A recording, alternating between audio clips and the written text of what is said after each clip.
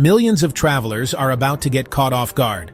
Starting in 2026, airports around the world, including the US, will quietly roll out some of the biggest rule changes we've seen in decades. From biometric face scans to new digital passports, these updates will completely reshape how you fly. If you walk into the airport next year unprepared, you could be stuck in longer lines, miss your flight, or get denied boarding over rules you didn't even know existed. So today, we're breaking down the 5 new airport rules of 2026 that will change how you travel forever. And more importantly, what to do right now to stay one step ahead. Let's start with the one change that will literally scan your face before you even reach the gate. Remember the days of handing your passport to an officer and getting that satisfying stamp? Well, those days are numbered. In 2026, airports across the US, Europe, and Asia will move toward a fully biometric system. That means your face and fingerprints will replace traditional documents for everything, from check-in to boarding to customs. The system is already being tested in places like Atlanta, Dallas, and London Heathrow. You walk up to a camera, it recognizes you in seconds, and your boarding pass appears automatically. Sounds futuristic, until you realize there's no way to opt out in many airports. If you're not comfortable with being scanned or photographed, you'll have to join a slower manual verification line. And that line is expected to grow dramatically once these systems become mandatory. The new EES system in Europe will also record exactly when you enter and leave the EU. If you thought carry-on rules couldn't get worse, think again. Starting in 2026, multiple airlines are set to enforce new bag size and weight restrictions. Some are introducing digital bag scanners at check-in, automatically rejecting oversized carry-ons before you even reach the gate. Airlines like Ryanair, EasyJet, and a few US low-cost carriers are already testing this. And the next phase? Charging passengers to use the overhead bins. Yes, you heard that right. Paying for space above your seat could become as normal as paying for the seat itself. Airlines argue it's about boarding efficiency, but let's be honest, it's about revenue. Here's the part travelers miss. Even full-service airlines are rumored to adopt personal item-only fare options next year.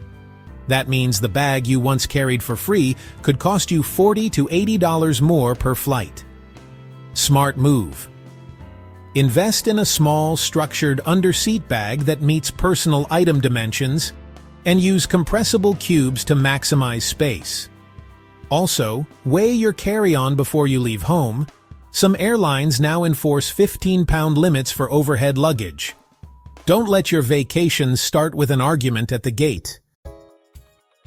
Airport security is about to feel very different, and for once, that might actually be a good thing.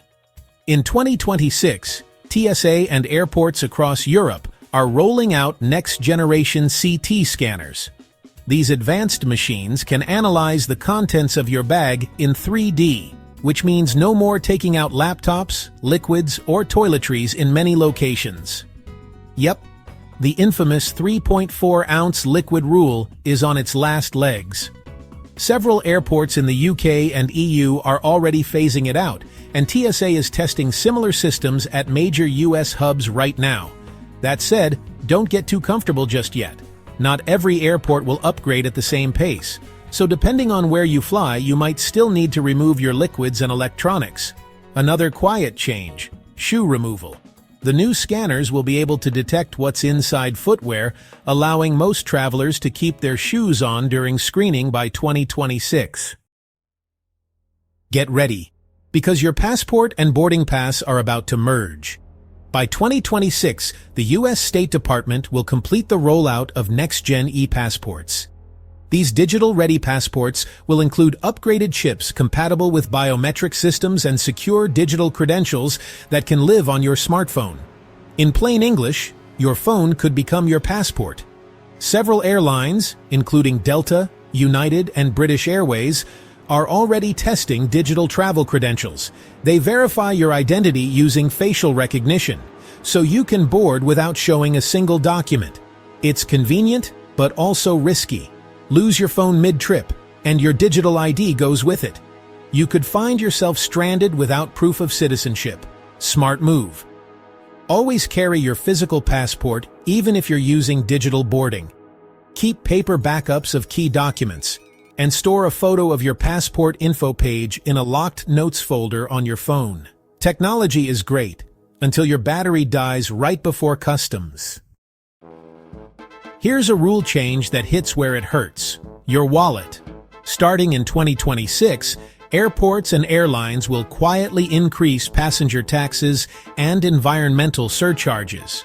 You'll see them disguised as facility fees, fuel recovery, or green aviation levies. The UK has already confirmed an air passenger duty increase in 2026, and several EU nations are expected to follow.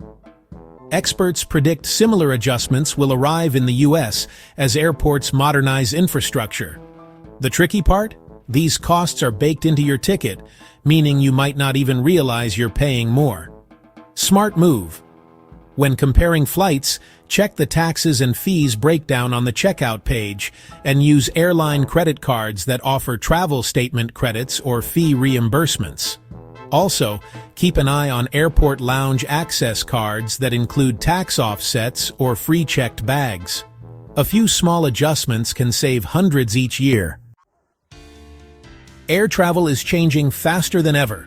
In just a few months, airports will look and feel completely different. From biometric gates and digital passports to AI security lanes and new carry-on restrictions. But here's the good news. If you understand these new rules before everyone else, you'll skip the confusion, save money, and fly like an insider. So before your next trip, check your passport expiration date, update your travel apps, and keep watching Jet Set Genius for the latest insider airport updates that airlines definitely won't tell you. Because in 2026, knowledge will be your boarding pass. Standing in the immigration line is honestly one of the most nerve-wracking parts of travel. No matter how many times you've done it, there's always that little voice in your head saying, "What if I say the wrong thing?" Customs and immigration officers can seem intimidating. Their job is to decide if you can enter the country or not. And you know, one wrong answer, even an innocent mistake, can suddenly turn a smooth vacation into a long interrogation. But here's the good news. Once you understand why they ask these questions, you'll see that most of them are actually pretty simple, if you know how to answer them. So today, we're breaking down 10 tricky customs and immigration questions. What they're really asking, what not to say, and the smart way to answer confidently every time. What's the purpose of your visit? This is always the first question, and it sets the tone for your entire entry interview. They're not making small talk, they're verifying your story. Your answer must match your visa type exactly. If you're there on a tourist visa, just say something simple like, "I'm here on vacation for 2 weeks." Do not start explaining that you might check out a few business meetings. Even one vague word like work can raise red flags. Keep your tone friendly and calm. They're not looking for details. They're looking for confidence and consistency. How long do you plan to stay? This one sounds innocent, but it's really designed to test your planning. Officers want to make sure you actually intend to leave when you say you will. If you're staying for 2 weeks, just say 2 weeks. If your trip is flexible, still pick a number and stick to it. Don't say things like, "I'm not sure yet," or "maybe longer." Uncertainty makes them wonder if you plan to overstay your visa. And here's a pro tip. Have your return ticket handy, either printed or pulled up on your phone. It proves you already plan to go home, and that instantly earns trust. Where will you be staying? They want to know you're not just wandering around aimlessly. A clear, confident answer shows you're a responsible traveler. If you're staying with family or friends, just say, "I'll be staying with my sister in Miami." If it's a hotel, give the name and city. No need for the full street address unless they ask. Even if your trip is flexible, have at least your first few nights booked and ready to show. Saying, "I'm still deciding," makes you sound unprepared. So, do you have a return ticket? This is honestly the silent make-or-break question. It tells them everything they need to know about your intentions. Having proof of onward travel, even if it's just a refundable or flexible ticket, instantly removes suspicion. If your plans are still open, it's a good idea to book a refundable return ticket just to show as proof. You can always change it later, but it gives immigration something tangible to verify. Never say, "I'll buy my ticket later." That's honestly one of the fastest ways to trigger a secondary inspection. What do you do for work? Now, this question isn't about judging your career. It's really about financial stability. They want to make sure you can support yourself while abroad and aren't secretly looking for a job in their country. So, answer clearly and confidently. "I'm retired," or "I work in finance," or "I own a small business." If you're between jobs, that's totally fine. Just be ready to explain briefly how you're paying for your trip. You might mention savings, a pension, or support from a family member. What they're really checking for is reassurance that you're not planning to work illegally or run out of money while visiting. How much money are you carrying? This one often catches people off guard. They're not trying to tax you, they're checking for smuggling or money laundering. Most countries allow up to $10,000 in undeclared cash. Anything above that must be declared when you enter. But honestly, they might also be assessing if you can afford your stay. You don't need to pull out stacks of bills, just explain that you have credit cards, a debit card, and enough funds to cover your visit.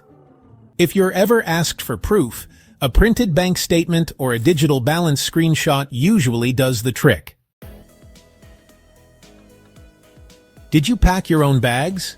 This one feels obvious, but it's a critical security question. They're checking whether anyone could have slipped something into your luggage. Always say, "Yes, I packed my bags myself." If someone helped you, just be honest and explain who and how. They don't want a life story. They want to know you're aware of your belongings. A calm, confident, "Yes, I packed everything myself," keeps the process moving fast. Are you traveling alone? This question helps them build your travel story. They want to know who you're with and if the story makes sense. If you're traveling with family, say so clearly. "I'm traveling with my wife and daughter." If you're alone, that's perfectly fine. Just say it simply. Avoid being vague. Officers look for consistency between your answers and your travel documents. If your story matches your ticket, your lodging, and your demeanor, you'll be through the line in seconds. Do you have family or friends in this country? This can be a tricky one if you're visiting relatives. It's perfectly fine to say yes, but make it clear you're there to visit, not to move in. For example, "Yes, my son lives in Toronto and I'm visiting him for 2 weeks." If asked, be ready with their name, address, or phone number. It helps prove your story checks out. And remember, the key is to sound relaxed and factual, not like you're reciting a script. Do you have anything to declare? This is where, honestly, a lot of travelers slip up. Many people think this only applies to expensive electronics or alcohol. But actually, it can include food, souvenirs, or even medication. Always check the rules of your destination before your flight. If you're unsure, it's really safer to declare it. Saying, "I'm not sure if this needs to be declared," shows honesty and awareness. 2 qualities officers immediately respect. Hiding something, even by accident, can lead to fines, confiscation, or worse, a travel ban. Bonus question. Have you visited here before? They already know the answer. They're just testing your honesty. Your passport and their computer screen tell them everything, so just be upfront. "Yes, I visited last summer for a week." If you can't recall the exact date, just say around June or earlier this year. It's not about precision. It's about matching their data. The best travelers aren't the ones who memorize answers. They're the ones who stay calm, consistent, and confident. Immigration officers are trained to detect stress and hesitation. If your answers flow naturally and match your documents, you'll glide through while everyone else fumbles for words. And if you ever want a shortcut to knowing entry rules before your trip, check the government site of the country you're visiting, or trusted resources like ivisa.com for updated info. So, next time you find yourself walking up to that immigration booth, remember, it's not an interrogation, it's a conversation. You don't need to know every law or regulation. You just need to sound like a traveler who knows exactly why they're there and when they're leaving.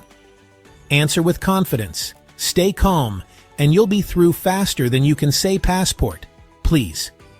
If you found this guide helpful, make sure to subscribe for more insider airport secrets and travel hacks. Because the smartest travelers don't just pack light, they pack knowledge. Safe travels, and I'll see you in the next video.